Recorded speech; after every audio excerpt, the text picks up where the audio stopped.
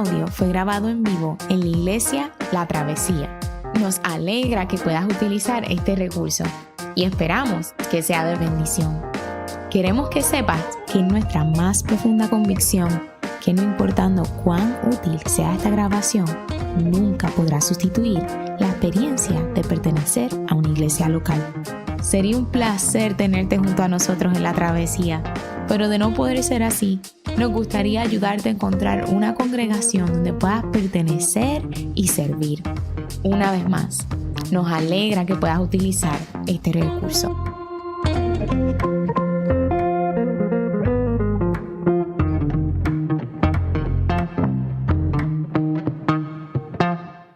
Muy buenos días a todos.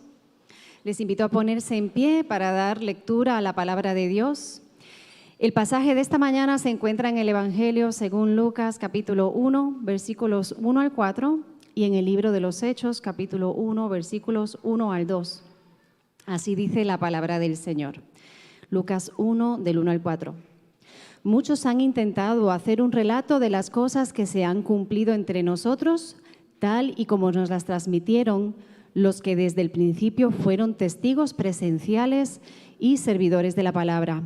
Por lo tanto, yo también, excelentísimo Teófilo, habiendo investigado todo esto con esmero desde su origen, he decidido escribírtelo ordenadamente para que llegues a tener plena seguridad de lo que te enseñaron. Hechos 1, del 1 al 2. Estimado Teófilo, en mi primer libro me referí a todo lo que Jesús comenzó a hacer y enseñar hasta el día en que fue llevado al cielo, luego de darles instrucciones por medio del Espíritu Santo a los apóstoles que había escogido. Esta es la palabra del Señor. Mi nombre es Yamir Alejandro y por la gracia de Dios tengo el privilegio de ser el pastor de esta hermosa congregación. Qué rico tener una iglesia donde los niños puedan hacer un poquito de ruido. Había como un circo ahí atrás ahorita, no sé si usted se dio cuenta, nosotros tratando de domar, así, wow, pero a la misma vez como que adorando y disfrutándonos con nuestros niños. Es una bendición poder adorar en familia, todos juntos, siendo adultos y siendo niños. Hoy comenzamos una nueva serie de sermones y esta serie de sermones la hemos titulado Hasta los confines de la tierra. Es una serie de sermones del libro de los Hechos. ¿Por qué ahora en este momento de nuestra iglesia nosotros estamos en una serie de sermones del libro de los Hechos? Si usted recuerda, hace poquito, antes del reposo, antes de descansar durante el mes de junio, tuvimos una serie de sermones de las cartas pastorales, donde nosotros empezamos a explorar cómo funciona la iglesia, cómo yo funciono dentro de este cuerpo, si yo soy un hombre adulto, si soy un anciano, si soy una mujer adulta, si soy una joven, si soy un joven, cómo yo funciono dentro de este sueño de Dios que es la iglesia. En el libro de los Hechos nosotros vamos a tener un género literario diferente. No es una carta, es una narración histórica de cómo vivió la iglesia en el primer siglo. Y nos va a ayudar a nosotros que estamos a punto de ordenar ancianos en esta iglesia a entendernos nosotros mismos como iglesia y mejor aún entender lo que Dios desea de su iglesia. En el comienzo de un libro se nos dice primordialmente de qué cosas habla ese libro. Dos cosas, de qué cosas habla ese libro y cómo leer este libro. Y de eso nosotros es lo que acabamos de mirar hoy. ¿De qué lado es esto? Hoy en la introducción al libro de los Hechos. Quiero compartir con ustedes una introducción de uno de mis libros favoritos. 3 anillos para los reyes elfos bajo el sol. 7 para los señores enanos en palacios de piedra. 9 para los hombres mortales condenados a morir. 1 para el Señor oscuro, sobre el trono oscuro en la tierra de Mordor, donde se extienden las sombras. 1 anillo para gobernarlos a todos. 1 anillo para encontrarlos. 1 anillo para atraerlos a todos y atarlos en las tinieblas en la tierra de Mordor, donde se extienden las sombras. Si usted tiene un poco más de 20 años, usted sabe que se está refiriendo a Lord of the Rings, la película del Señor de los Anillos, el libro del Señor de los Anillos, escrito por Tolkien. Y si uno mira esa introducción, uno puede contestar estas preguntas. ¿De qué se trata el libro? A primera vista, a priori, se trata de un anillo que tiene el poder para atar al mundo entero en tinieblas y pertenece a un señor de la oscuridad que vive en Mordor. Y hay otros anillos también ahí. ¿Cómo leemos este libro? La buena noticia es que este libro no lo leemos como un libro de historia. De inmediato nos damos cuenta que es un libro de ficción, un libro de fantasía. Y el libro de ficciones tiene un propósito muy importante, para divertirnos. Y así lo leemos, para entretenernos. La introducción al libro de los Hechos tiene la misma función y no es entretenernos, sino dejarnos saber de qué se trata el libro y cómo nos acercamos a leer este libro, qué información buscamos, cómo lo leemos, qué estamos buscando al leerlo. El detalle interesante es que, al igual que la serie del Señor de los Anillos, el libro de Hechos es parte de una serie de libros. Es decir, la introducción no la encontramos en el libro de Hechos, por eso no la leímos desde un principio en el libro de Hechos, sino que la encontramos en el primer libro de la serie, el libro de Lucas, o el Evangelio de Lucas, específicamente del verso del 1 al 4. Lo que estamos mirando hoy es una serie de libros que comienza el escritor Lucas a escribir desde su Evangelio, el Evangelio según San Lucas o según Lucas, y el libro de los Hechos, que es la segunda parte o el segundo volumen de su obra. En la introducción a la obra del escritor Lucas descubrimos, y este va a ser el bosquejo de la primera parte del sermón, descubrimos 4 aspectos de su libro. Primero, miramos el contenido, de qué se trata el libro. Segundo, miramos las fuentes consultadas. Miramos, en tercer lugar, el rigor de la redacción de este libro. Y número 4, el propósito o el fin de su libro. Muchos han intentado hacer un relato de las cosas que se han cumplido entre nosotros. El contenido del libro, número 1. Lucas comienza su relato reconociendo la existencia de diversos escritores que han escrito sobre las mismas cosas que él está escribiendo y reportando. De alguna forma, él invita al lector a conocer que el contenido que se va a compartir es de conocimiento público. Otras personas han escrito sobre esto. Él no es el primero y tampoco va a ser el último, el que escribe sobre estos acontecimientos. Lo primero que se nos dice es que el contenido de estos libros es que está narrando acontecimientos que fueron un cumplimiento de algo que se había predicho anteriormente. Todavía, lo primero que se nos dice, como les dije, es que el contenido de los libros es que se está narrando el acontecimiento que fueron públicos, de conocimiento común, y que la gente de su tiempo también todavía puede dar fe de lo que Lucas está escribiendo. Y hermanos de la travesía, esto es sumamente importante. El asunto de que Lucas esté escribiendo acerca de cosas que la gente que está viva todavía puede dar fe de ellas es de mucho peso. Es de mucho peso para darle credibilidad a un libro como este en su tiempo, porque la gente, si se da cuenta que lo que él está escribiendo es fácil de derribarlo, el libro no hubiera durado hasta el día de hoy.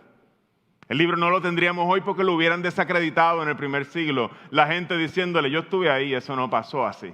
Así que ese es el primer detalle importante. Lucas escribe de cosas que son de conocimiento público y si fueran una falsedad, sería fácil derribarlas. Pero Lucas no solamente escribe cosas que son de conocimiento público, sino cosas que se han cumplido.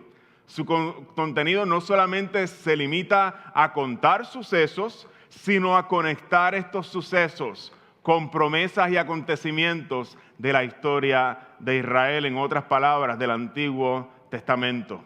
Lucas nos va a hablar de cosas que ya estaban anunciadas desde la antigüedad. Y aquí es donde la cosa se pone buena. Porque empezamos a saborear en este libro que la Biblia es una gran historia que no comienza con el nacimiento de Jesús, como comienza Lucas en su libro. No comienza ahí. Es una gran historia donde podemos mirar hacia atrás y encontrar cómo lo que se está narrando ahora es coherente con lo que se lleva narrando miles de años desde el Génesis. Y no solamente eso, sino que lo que se narra ahora no solamente es un cumplimiento, sino que sucede y es de conocimiento público, fácil de descartar para la gente del tiempo, pero aún así los acontecimientos son de carácter extraordinario. Y Lucas tiene el valor de presentarnos todo lo que ocurrió en el primer siglo en la vida de Jesús y en la vida de la iglesia. Hermanos, primero quisiera sugerirles que nosotros leemos la Biblia siempre, al igual que Lucas, como una gran historia de lo que Dios está haciendo en el mundo para salvarlo. Y si tú estás aquí esta mañana y tú dices, estoy visitando esta iglesia, es un poquito rara, tienen una liturgia, tienen algunas cuantas cosas raras. Cuando nosotros nos acercamos a la Biblia también somos medio raros. Cuando nosotros miramos un pasaje de la Biblia también vamos a ser un poco raros, porque nunca lo vamos a desconectar de la gran historia que Dios está haciendo para salvar el mundo. Y eso no comienza con Jesús, eso comenzó mucho antes, y así nosotros leemos el libro de los Hechos, la obra de Lucas. Segundo, quisiera considerar el verso número 2. Y tal como nos las transmitieron los que desde el principio fueron testigos presenciales y servidores de la palabra. En segundo lugar, Lucas nos contesta la pregunta de dónde él saca su contenido. ¿Quiénes son las fuentes de su contenido? Y hay varias cosas que se nos dice en este texto acerca de la gente que Lucas entrevista. Y es que estas personas pueden dar fe de toda la historia. Estuvieron ahí desde el principio. Así que cuando él empieza a decirle a Teófilo, ¿quiénes son la gente que yo consulté? Para él el rigor es importante. Él dice, estuvieron ahí desde el principio. Saben dar testimonio de toda la historia, de lo que pasó aquí. Y no solamente eso, sino que son testigos presenciales. Se sigue fortaleciendo el argumento de Lucas. Este hombre quiere que nosotros tengamos un libro sólido en el cual podamos confiar. Y por eso él toma el tiempo de hacer estas cosas. Porque esta gente estuvieron presentes desde el principio. Son testigos presenciales. Es como si Lucas dijera, hay personas escribiendo sobre esto. Yo lo sé. Yo no soy el primero ni seré el último. Pero en mi escrito yo escogí la gente que estuvieron presentes, ese fue mi criterio, que vieron con sus ojos todo desde el principio, y ahora no solamente eso, se han convertido por aquello que han visto. Son servidores de la palabra. Aquello que vieron transformó sus vidas. Número 3, el rigor de Lucas. Por tanto, yo también, excelentísimo Teófilo, habiendo investigado todo esto con esmero, desde su origen he decidido escribírtelo ordenadamente. Lucas, a pesar de que busca los mejores testigos, los presenciales que estuvieron desde el principio, no acepta el testimonio de estos testigos presenciales de manera acrítica, sino que lo investiga todo con esmero. Y desde el comienzo lo escribe de manera ordenada para su amigo Teófilo. Muchos apuntan a que Teófilo era un alto funcionario del Imperio Romano, dado la manera en que Lucas se dirige a él cuando le llama excelentísimo Teófilo. Otros dicen que es un saludo común en las cartas y en los escritos del tiempo. So, no podemos tener seguridad. De todas formas, aunque nosotros no podemos tener certeza de quién es Teófilo, el significado de su nombre nos llama de manera especial la atención. Amado por Dios. Lucas le escribe a alguien que lleva un nombre muy especial. Es alguien que es amado por Dios. Abundando sobre el rigor de Lucas, Lucas también nos deja saber el escritor, o se revela en distintos escritos, que fue un doctor del primer siglo. Un hombre con un alto nivel de educación que está reflejado en su estilo de escritura, y yo puedo dar fe de esto. Allá en el 2014, cuando mi esposa y yo comenzamos en el griego de verano, nos tocó coger clases de griego. Y me acuerdo que cuando yo salí de mi primer curso de griego, yo salía como elevado. Yo decía, no necesito. Con 2 meses de griego estoy ready para regresar a Puerto Rico y empezar a evangelizar y sacudir todo esto. Y literalmente así me sentía. La ignorancia es atrevida. Todo esto hasta que me tocó tomar mi clase de los evangelios y comenzar a traducir el libro de Lucas. Me encontré con el griego más complicado del Nuevo Testamento. Tanto en el libro de Lucas como en el libro de los Hechos. Complicadísimo, un griego de altura increíble. No se compara al del apóstol Juan, que es bien sencillo de entender. Lucas es un hombre intelectual. Para añadir al rigor de quien está escribiendo, no nos está escribiendo a alguien que no fue a la escuela. Nos está escribiendo a alguien que ha viajado el mundo, posiblemente el único escritor que no era judío del Nuevo Testamento, un doctor experto en letras y en la geografía del mundo antiguo, y la describe de manera magistral, mejor que los demás escritores. Y ese es el escritor que está haciendo investigación. Ese es el escritor que quiere darle peso a lo que está escribiendo. Y ese es el escritor que Dios escogió en su soberanía para escribirnos el libro de Lucas y el segundo volumen de lo que vamos a considerar el libro de los Hechos. El único escritor que no fue judío del Nuevo Testamento. Además, Lucas, como si fuera poco, fue uno de los ayudantes más cercanos del apóstol Pablo y estuvo presente en muchos de los acontecimientos del libro de los Hechos. En el capítulo 16 en adelante empezamos a ver el pronombre nosotros del escritor, se incluye a sí mismo como parte de los testigos que funcionan o viven esa parte de la historia. ¿Y el propósito? ¿Para qué? Y con este punto quiero cerrar la primera parte del sermón. ¿Por qué escribe Lucas? ¿Qué lo mueve a ser tan minucioso con sus detalles? Tan OCD, tan obsesivo con que todo esté perfecto y ordenado. Y este es el punto más importante de esta parte. Para que nosotros, o en este caso el amado de Dios, llegue a tener plena seguridad de lo que le enseñaron.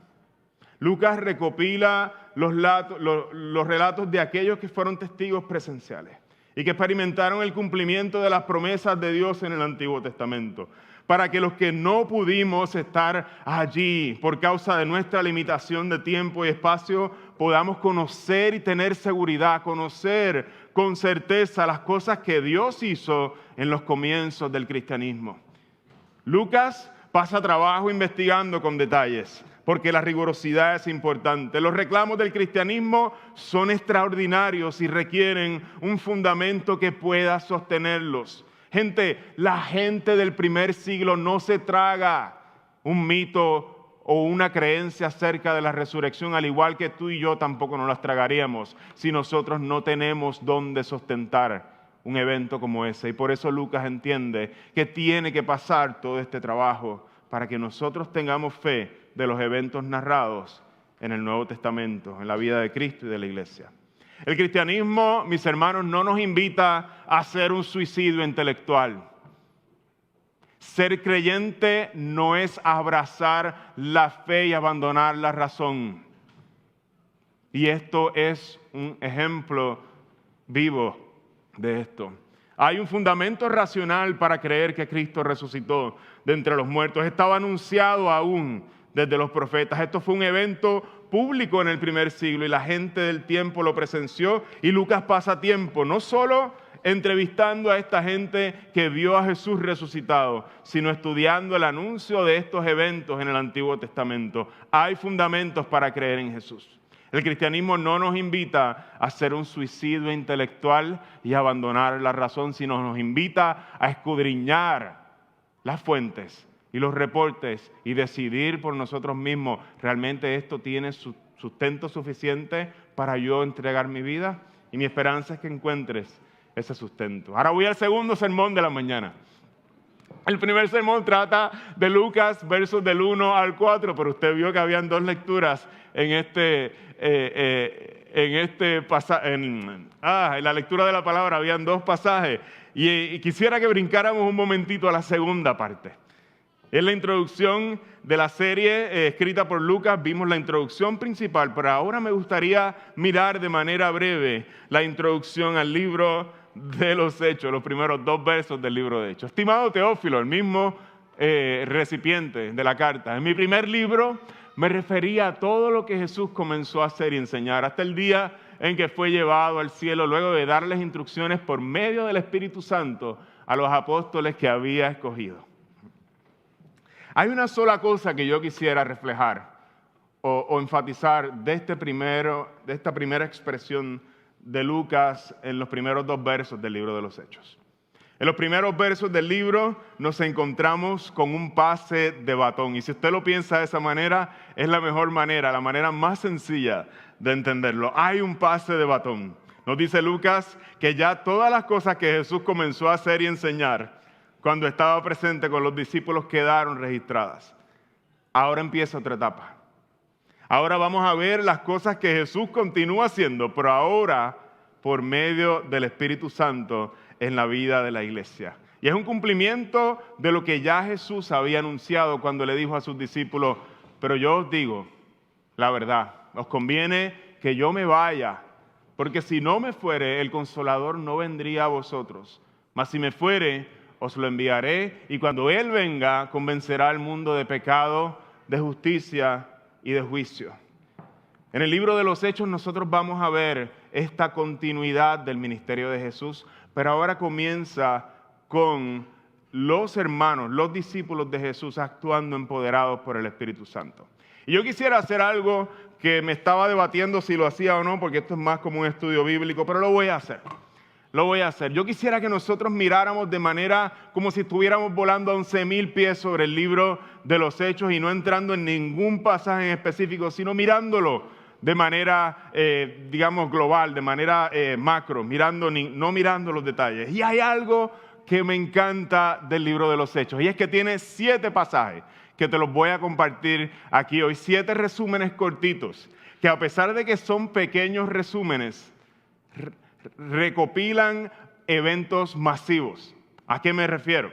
Cuando hay un evento en el libro de los Hechos, se narra muchas veces un evento corto en un pasaje largo. Y de momento vamos a ver al final de ese evento un resumen de muchas otras cosas que pasaron, que él no pudo escribirlas, pero que pasaron y te las resume en un pedacito. Yo quisiera que nosotros miráramos con eso con curiosidad para ver de qué trata el libro de Hechos y lo descubriéramos juntos.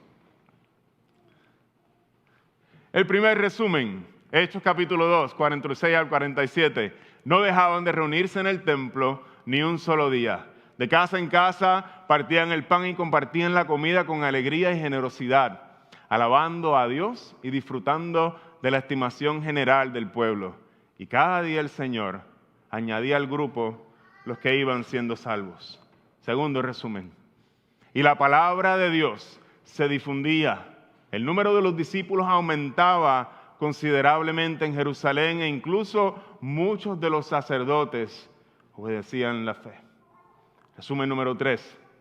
Mientras tanto, la iglesia disfrutaba de paz, a la vez que se consolidaba en toda Judea, Galilea y Samaria, pues vivía en el temor del Señor e iba creciendo en número, fortalecida por el Espíritu Santo. Resumen número 4. Al instante un ángel del Señor lo hirió, refiriéndose a Herodes, porque no le había dado la gloria a Dios. Y Herodes murió comido de gusanos. Pero la palabra de Dios seguía extendiéndose y difundiéndose. Próximo resumen. Y así las iglesias se fortalecían en la fe y crecían en número día tras día. El penúltimo, así la palabra del Señor crecía y se difundía con poder arrollador. Y el último resumen, Pablo en la cárcel. Durante 2 años completos permaneció Pablo en la casa que tenía alquilada y recibió a todos los que iban a verlo. Y predicaba el reino de Dios y enseñaba acerca del Señor Jesucristo sin impedimento y sin temor alguno. Gracias por su atención en todos esos versos. Requiere un enfoque. Hay al menos 2 cosas que yo quiero que nosotros miremos de manera global, sin entrar en los detalles de esos versos, que quedan claras en este libro. Y el primero que miramos en el libro de Hechos es que no hay poder, hermanos, que pueda detener el avance del Evangelio. Hay un montón de oposición en el libro de los Hechos y no hay poder, ni Herodes, ni ninguno de los gobernantes que pueda detener el avance del Evangelio. La palabra del Señor se difundía con poder arrollador. Y crecía la iglesia y cada día se añadían más a la iglesia. El segundo punto es el Espíritu Santo es quien está de todo lo que ocurre en la iglesia. Primero es que no hay nada que detenga el avance del Evangelio. No hay obstáculo exterior ni tensiones internas que lo detengan, porque es el Espíritu Santo quien está dirigiendo y empoderando la iglesia en todo momento y está en todas las situaciones de la iglesia. Y ese es el punto que quisiera enfatizar en la última parte de mi sermón. El Espíritu Santo va a utilizar todas las situaciones. Escuche bien, porque yo no sé si usted escuchó bien. Todas las situaciones que enfrenta la iglesia, todas las va a utilizar para avanzar el Evangelio. Y va a llevar a la iglesia a crecer no solamente en números, sino también en madurez. La iglesia en el Espíritu Santo, en el libro de los Hechos, se fortalece en la fe, pero también crece en número, y ambos son crecimientos que da el Espíritu Santo. Muchas veces nosotros nos sentimos tentados a pensar que estamos en control del crecimiento de la iglesia y nuestras estrategias son las que van a funcionar y lograr que la iglesia crezca, que descansan en nuestras capacidades. Y el libro de los Hechos nos va a dejar saber que estamos completamente equivocados. Porque el poder que impulsa a la iglesia y avanza el Evangelio de principio hasta fin es el poder del Espíritu Santo operando en el ministerio de la iglesia. De otra forma, dicho lo mismo, todo el ministerio cristiano depende de la obra del Espíritu Santo en los que ministran la palabra y en los que son ministrados. Sí, somos presbiterianos hablando del Espíritu Santo. Qué raro, ¿no? De momento uno piensa que los presbíteros no hablan del Espíritu Santo. Sí, nosotros creemos que la obra de Cristo se aplica por medio del Espíritu Santo y da vida en aquellos lugares donde lo que hay es muerte. Y nos da vida con Cristo. Y es la obra regeneradora y el poder del Espíritu Santo. ¿Cómo crece la iglesia? El Espíritu Santo en el libro de los Hechos va derribando todos los obstáculos y da gracia a la iglesia para avanzar el Evangelio ante la oposición externa, pero también avanzar el Evangelio ante las tensiones internas que se viven en la iglesia. Déjenme hablar un poco sobre la oposición externa. Hay momentos en los que en el libro de los Hechos Dios va a librar a los creyentes de la persecución. ¿Se acuerdan de Pedro y Juan en la cárcel, puestos de manera injusta, y cómo se abren las puertas de la cárcel? Y el Señor los libra y el temor de Dios se apodera de todo el lugar. El Evangelio crece. Pero hay momentos en que la muerte de un mártir va a ser lo que Dios utilice para avanzar su reino. Y todos los cristianos tienen que huir de Jerusalén para no morir y se riegan a las distintas partes del mundo antiguo y comienza a avanzar el Evangelio o continúa avanzando el Evangelio. Ambas, la victoria y la derrota, son las maneras en que el Espíritu Santo está operando en el libro de los Hechos para avanzar el Evangelio. Hay momentos en que los creyentes venden todo lo que tienen, se aman con pureza de corazón y se entregan y venden todas las cosas y se cuidan unos a otros. Y hay momentos de tensión que nosotros vemos en el Nuevo Testamento, especialmente en el libro de los Hechos. Cuando ves al judío Pedro, el predicador estrella, convierte 3,000, bueno, el Espíritu Santo convierte 3,000 personas en su primer sermón. ¿Qué clase de ministerio el de Pedro? Y le toca ir a predicarle después a un gentil. A la casa de Cornelio, Dios lo llama a una casita por allí a predicarle un grupito de maybe 10 personas. El predicador de las masas se asusta y dice, espérate, se pone su N95, se desinfecta, se pone guantes, su capucha, entra por la puerta, no toca nada, porque un judío no puede tocar nada en casa de un gentil, se contamina, y con su N95 sin quitársela, predica, Jesús les ama, murió por ustedes, y ¡prum! Y cae el Espíritu Santo. Y todos se convierten, y el Señor derrama su bendición. ¿Qué estaba haciendo Dios ahí? Estaba añadiendo en números a la iglesia con todos aquellos que se convirtieron gentiles, pero estaba haciendo crecer a Pedro en madurez. Ambos son crecimientos que Dios da a su iglesia. Pedro necesitaba madurar y Dios va a proveer los recursos para que su iglesia no solamente crezca en números, sino que en toda situación incómoda los invita a crecer y a madurar en medio de las tensiones y los prejuicios. Dios llama a Pedro a predicarle gente que él jamás se imaginó que les iba a llamar a predicar. Así como Jonás trata de irse en otra dirección, pero Dios lo lleva y allí se convierten ellos también. Y es testimonio de la obra de Dios. Dios estaba llevando a los gentiles a la salvación y a Pedro a la madurez. Hay momentos en que los creyentes se montan juntos en un barco y se van de misiones cantando coritos. El amor de Dios, y están todos por ahí, va, mi Dios, no hay nadie como tú, y van todos juntos de misión. Y hay veces donde los creyentes no se pueden poner de acuerdo y se van de viaje misioneros divididos, unos en una dirección y se van otros en otra dirección, en direcciones opuestas, y ambas son ocasiones en que el evangelio está siendo comunicado y ambas son circunstancias en las que el Espíritu Santo está en control. Es el caso de Pablo y Bernabé en Hechos capítulo 16. Hermanos, en el libro de los Hechos nosotros aprendemos una cosa inmediatamente, bien básica para la vida de la iglesia, y es que el Espíritu Santo no tiene fórmulas conocidas para operar, pero siempre está avanzando el evangelio en todo lo que ocurre en la iglesia. No en unas cosas sí y en otras no. En todo lo que ocurre en la iglesia, el Espíritu Santo está avanzando el evangelio y el crecimiento del evangelio. Esto es bien importante para nosotros. ¿Por qué? Porque el libro de los Hechos no ha culminado. El libro de los Hechos no ha culminado. Tú y yo vivimos dentro de esa historia y todavía al día de hoy el Espíritu Santo sigue obrando y avanzando el evangelio en medio nuestro. Todavía el Espíritu Santo nos está llevando a crecer en números. Todavía, y nosotros lo vemos, pero también el Espíritu Santo nos está llevando a crecer en madurez, porque el deseo de Dios es formar a Cristo en ti y en mí. ¿Quieres una iglesia sin dificultades? Esa no es la iglesia del Nuevo Testamento. Nunca ha sido esa la iglesia. Quédate en tu casa y participa del servicio online.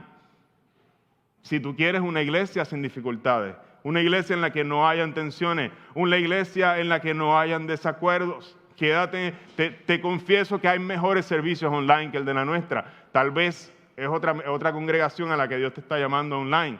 No van a haber problemas, pero tampoco van a haber relaciones genuinas.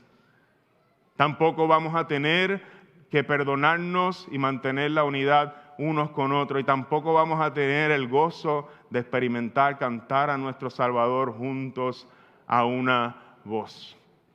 Esa es la iglesia del Señor. Quisiera culminar con esto. El Espíritu Santo en su iglesia siempre va a hacer avanzar el evangelio y va a derribar la oposición externa.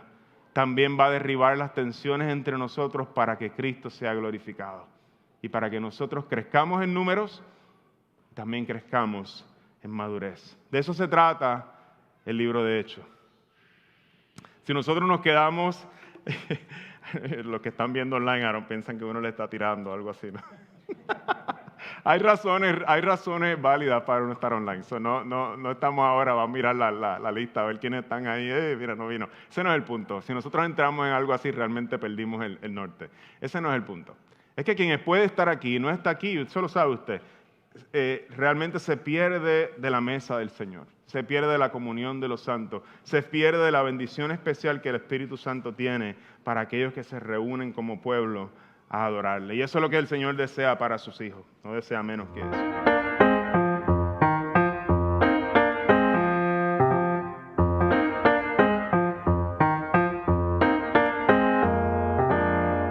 Este audio fue grabado en vivo en la iglesia La Travesía.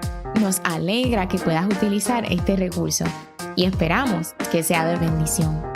Queremos que sepas que es nuestra más profunda convicción que no importando cuán útil sea esta grabación, nunca podrá sustituir la experiencia de pertenecer a una iglesia local. Sería un placer tenerte junto a nosotros en La Travesía, pero de no poder ser así, nos gustaría ayudarte a encontrar una congregación donde puedas pertenecer y servir. Una vez más, nos alegra que puedas utilizar este recurso.